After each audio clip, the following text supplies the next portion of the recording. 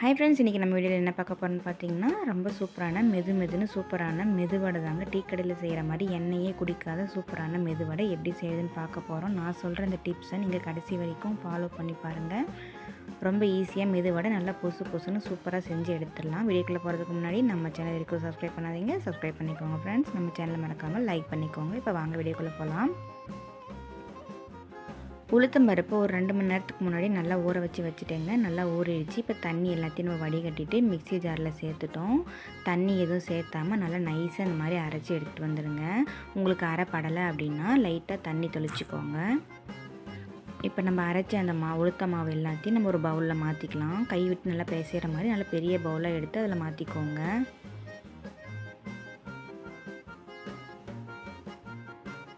இந்த அளவுக்கு மாவு கெட்டியாக இருந்தால் தாங்க வடை போடுறதுக்கு நமக்கு ஈஸியாகவும் இருக்கும், எண்ணெயும் குடிக்காமல் இருக்கும். இந்த அளவுக்கு கெட்டியாக நமக்கு இருக்கணும்.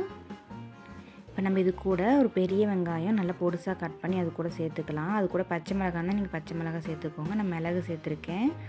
தேவையான அளவுக்கு உப்பு சேர்த்துக்கலாம். லைட்டாக ஒரு சிட்டிகை அளவுக்கு சோடா உப்பு சேர்த்துக்கலாம். இப்போ இது எல்லாத்தையும் சேர்த்து நல்லா நம்ம பிசைஞ்சிக்கலாம். இது கூட கருவேப்பிலை கொத்தமல்லி இருந்தாலும் சேர்த்துக்கலாங்க. அப்படி இல்லைன்னா நம்ம வெங்காயம் மிளகு போட்டாவே ரொம்ப நல்லாயிருக்கும்.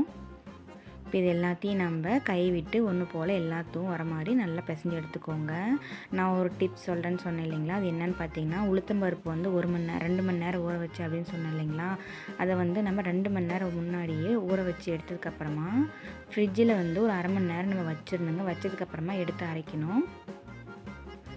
இப்படி கையில் நல்லா ஈரம் பண்ணிவிட்டு கொஞ்சமாக உருண்டு எடுத்து இந்த மாதிரி நடுவில் ஒரு ஓட்டை போட்டு எண்ணெய் காஞ்சதுக்கப்புறமா போட்டுக்கலாங்க.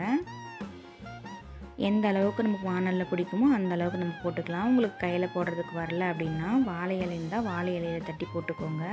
அப்படி இல்லைன்னா எண்ணெய் கவர் இருக்குது இல்லைங்களா, அதில் நம்ம தட்டி கூட போட்டுக்கலாம், ஈஸியாக வரும்.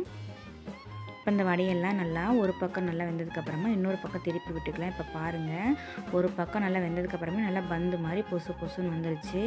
நம்ம 2 மணி நேரம் ஊற வச்ச பருப்பு வெளியே ஊறினதுக்கப்புறமா வெளியே இருந்து ஃப்ரிட்ஜில் நம்ம ஒரு அரை மணி நேரம் வச்சிடணுங்க. நல்லா கூலிங்காக ஆனதுக்கப்புறமா அரைக்கணும். இப்படி அரைக்கிறப்போ நல்லா பொசுன்னு வடை நமக்கு நல்லா இந்த மாதிரி பந்து மாதிரி வரும். கண்டிப்பாக நீங்கள் இந்த டிப்ஸை ஃபாலோ பண்ணி பாருங்கள். ரொம்ப ஈஸியாக நல்லா சூப்பராக பார்க்கவே நல்லா சூப்பராக இருக்குது பாருங்கள். அவ்வளோதாங்க. இதே மாதிரி எல்லா மாவையும் நம்ம வடை சுட்டு எடுத்துகிட்டு வந்துடலாங்க.